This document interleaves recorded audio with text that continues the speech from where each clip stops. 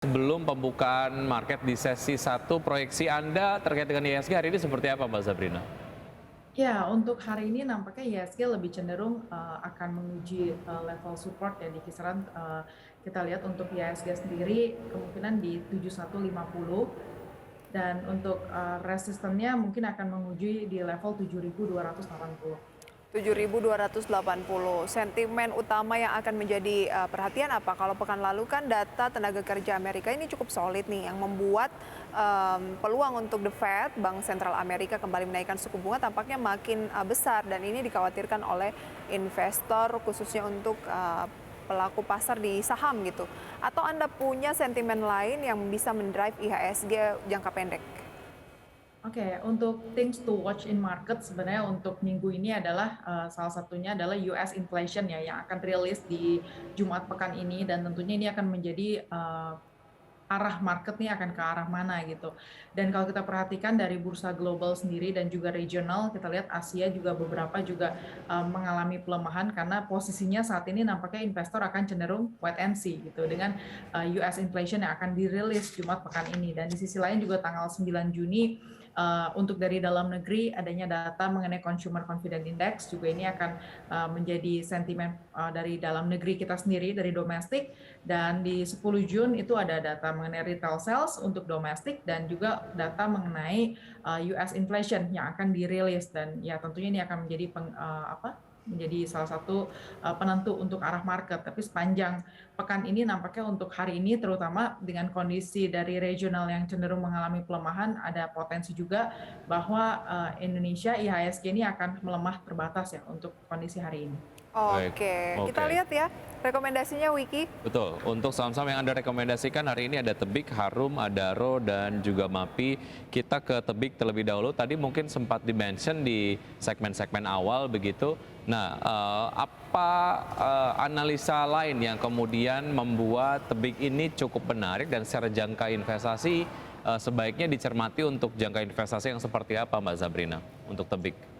Oke, untuk tebik sendiri, saya lihat dari sisi level harga saat ini terbilang lumayan menarik ya untuk tebik, karena di level saat ini mungkin para investor bisa perhatikan, investor dan trader, untuk support di level 2750 untuk support pertama, dan next support di 2700 ini lumayan menarik karena sempat tebik sendiri juga berada di atas level di 3 ribuan ke atas ya, tapi secara performance juga kita akui tebik sendiri juga dari secara sektoral ini juga lumayan jadi satu topik juga gitu. Dan kalau kita lihat resistennya mungkin tebik akan menguji di kisaran level 2.900 untuk yang terdekat gitu, dan mungkin di next resistance di 2980. Sehingga ya kalau misalnya mau jadi salah satu pilihan untuk trading dalam jangka waktu short to medium, nampaknya ini juga cukup menarik ya untuk tebik. Ya, secara Apa koreksi yang trennya 1 bulan ke belakang memang sudah terkoreksi 9,42% begitu ya secara level. Mungkin ini menarik sekali untuk Tebik ya, Mbak Sabrina. Ya, betul sekali Mas Wiki. Oke, jadi hanya melihat dari sisi pergerakan harga saham atau fundamentalnya juga nih? Ada story-nya?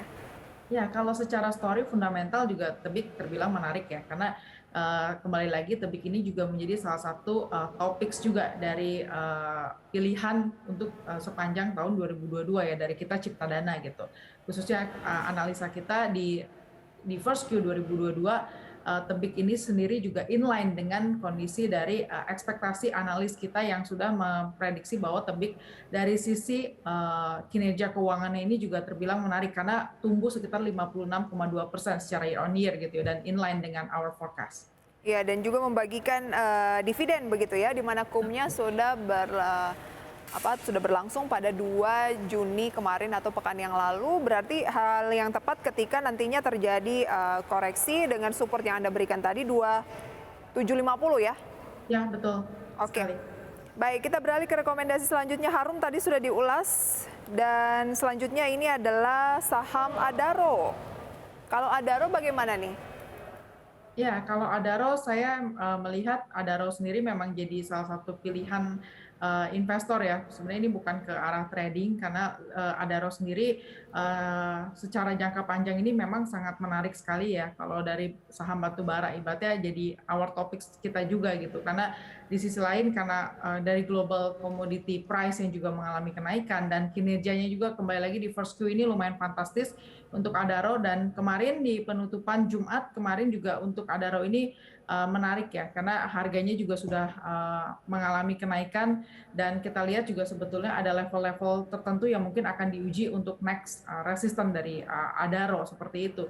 Dan kita lihat juga kembali lagi secara performance Adaro sendiri juga lumayan mencatatkan kinerja yang excellent di 4Q 2021 gitu, dan ekspektasi kita sepanjang 2022 ini kalau memang harga call juga bisa mengalami stabil ataupun mengalami kenaikan, nampaknya ini akan ke-reflect juga ke harga dari Adaro sendiri ya, khususnya dari sisi performance yang nanti akan dirilis di next quarter. Oke, secara target produksi juga Adaro menargetkan target produksi 58 hingga 60 juta ton batu bara di tahun ini begitu ya, dengan nisbah kupas 4,1 kali tahun 2022. Oke, berarti untuk Adaro direkomendasikan untuk investasi jangka panjang ya, Berapa Mbak Sabrina? targetnya? Karena kenaikannya Wiki ya, untuk 6 bulan terakhir seperti yang Mbak Sabrina tadi bilang sangat fantastis, 117% year to date atau tahun berjalan 56%. Kira-kira target selanjutnya dari Adaro dan level yang menarik untuk beli ini di posisi berapa? Ya, untuk Adaro mungkin bisa diperhatikan dengan penutupan kemarin di level 3520, support yang mungkin bisa diperhatikan ini di level 3400 sampai di 3350. Dan kalau untuk ditanya terkait dengan target price-nya, Adaro ini kemungkinan akan menguji next resistance ya di kisaran level 3600 sampai 3680. Jadi mungkin kalau dengan hari ini kondisinya market ada potensi koreksi, mungkin bisa diperhatikan juga entry support yang menarik untuk Adaro di level tersebut. Kalau misalnya 36 tercapai, target berikutnya karena Anda katakan tadi batubara masih menarik sampai kuartal pertama 2023. Ya, betul sekali Mbak Prisa. Target selanjutnya kalau 26 tercapai? 36, sorry ya. Oh ya, 36? Oke, kalau untuk 36 nampaknya untuk resistance the next dari Adaro ini akan menguji di kisaran level 3750. 3750, oke. Ya, berikutnya dari Adaro ada MAPI. Seperti apa analisanya, Mbak Sabrina? Ya, kalau terkait MAPI kita lihat tadi yang sebelumnya aku udah mention juga bahwa ada beberapa sektor yang mungkin ibaratnya kemarin-kemarin tuh ibaratnya stay di tempat gitu ya. Ini mungkin bisa jadi consideration juga, tidak hanya sektor-sektor udah mengalami kenaikan, jadi jangan FOMO juga mungkin buat teman-teman yang belum punya, tapi harganya naik-naik terus lebih baik untuk tetap agak bersabar juga, bukan di harga ibaratnya hari all time high-nya gitu ya, lebih baik ya tadi support-support tertentu yang bisa diuji gitu. Dan hari ini MAPI sendiri juga mengalami kenaikan di 3,74% karena analisa dari saya sendiri melihat MAPI dengan kondisi ekonomi yang sekarang sudah restriction semua juga sudah dilonggarkan dan lain sebagainya, tentunya ini harusnya akan berdampak positif untuk MAPI dengan kondisi harganya yang belum kemana-mana. Harusnya MAPI ini bisa jadi salah satu consideration seperti itu. Ya, hal ini juga diperkuat dengan tim riset atau hasil riset dari tim IDX Channel dari emiten MAPI ini memimpin perolehan peningkatan pendapatan bersih di triwulan 1 tahun 2022 sebesar 30,61% secara year on year. Begitu ya, secara fundamental juga ini memang dinilai menarik, artinya untuk term investasi untuk MAPI jangka panjang ya, Mbak Sabrina.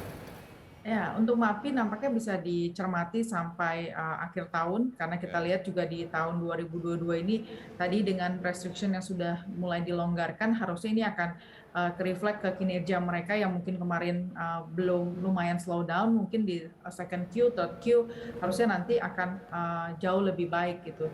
Oke, dan mereka juga punya apa ya, cara promosi baru Wiki, di mana dalam pembelian barang-barang MAPI belanja gitu ya di mall bisa membayar menggunakan Atom atau Atome nih. Kamu pasti pernah nyobain Wiki? Belum sih. Pembayaran ini lebih kayak pay later gitu menggunakan Atome ini, jadi mungkin akan mengerek penjualan dari MAPI ini. Oke. Baik, itu tadi ada saham-saham MAPI, yang ya. Harum, kemudian Adaro.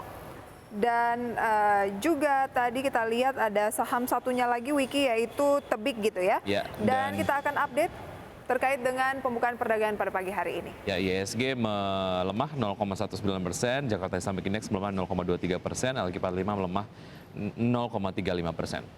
Kemudian ada Telkom yang akan kum dividen pekan ini terpantau masih menguat di 4320 dengan kenaikan 0,23%.